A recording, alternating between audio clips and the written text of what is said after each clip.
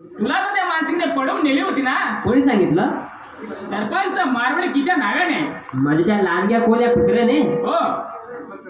सरपंच लांडगा, मारवाडी कुत्रा आणि किशा नावी लांडगा आणि सरपंच म्हणजे शनिवार ऐतवार. अहो साहेब, मानसिंग बाई माणसाकडं वाकडं बघत सुद्धा नाही, तुम्हाला कशाला पडून देईल? हो की नाही बाबा? खरं आहे बेटी. पोरगी वाटतं तुझी. काय म्हणतो का हा साहेब? म्हाताऱ्याला ऐकूला कमी वाटतं. वय साहेब, म्हातारा ठार बैल आहे. जा का आम्ही?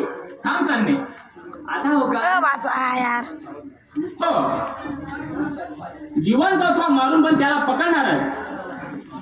साहेब एक सांगू, मानसिंग तसा नाही, फार चांगला माणूस आहे तो. हे कशावरून सांगते तू? म्हणजे ऐकून हो. तुला कुठे दिसला होता, भेटला होता तो?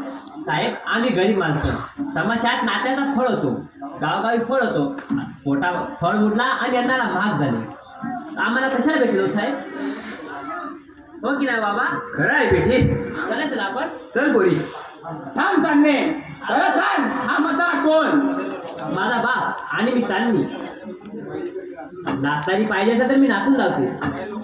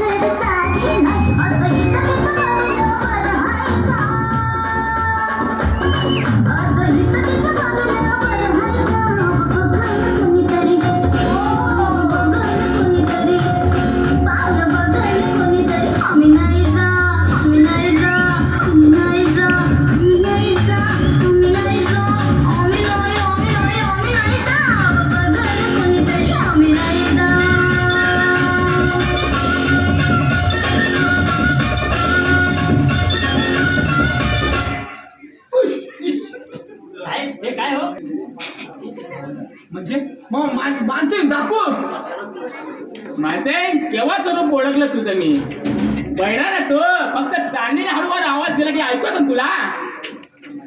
आता माझी वाट माणसे.